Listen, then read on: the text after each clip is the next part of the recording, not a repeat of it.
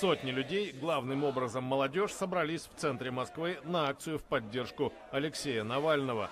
Они откликнулись на призыв избирательного штаба политика, который намерен выставить свою кандидатуру на предстоящий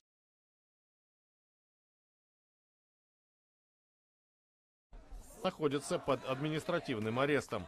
Акция в Москве не санкционирована властями, так же, как и большинство из тех, что проводятся в других городах.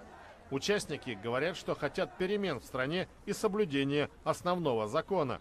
Даже многопартийность – основная основа вообще демократического государства, а у нас она совершенно отсутствует. Ну, допустим, даже тот Навальный, я не его сторонница, но я просто хочу, чтобы государство отвечало понятиям, которые написало в Конституции в первую очередь. Я хочу улучшить будущее Российской Федерации. Вот, как активный гражданин пытаюсь всячески помочь. В руках у некоторых активистов желтые надувные утки. Они стали символом протестных действий после публикации расследования Фонда борьбы с коррупцией о поместьях премьер-министра Дмитрия Медведева.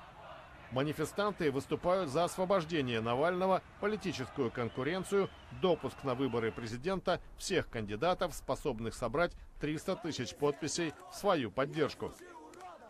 Российские флаги и агитационные плакаты Навального на митинге в центре Владивостока. В столице Приморья собрались несколько сот человек. Их требование – участие в выборах президента России любого кандидата, пользующегося поддержкой сограждан. Люди говорят о необходимости обеспечить равные шансы для всех желающих участвовать в политическом процессе. Мы должны понимать, насколько важна нормальная сменяемость власти, во-первых, а во-вторых, насколько важно жить без политических преследований. Нынешние протестные мероприятия приурочены к дню рождения Владимира Путина. 7 ноября ему исполнилось 65 лет.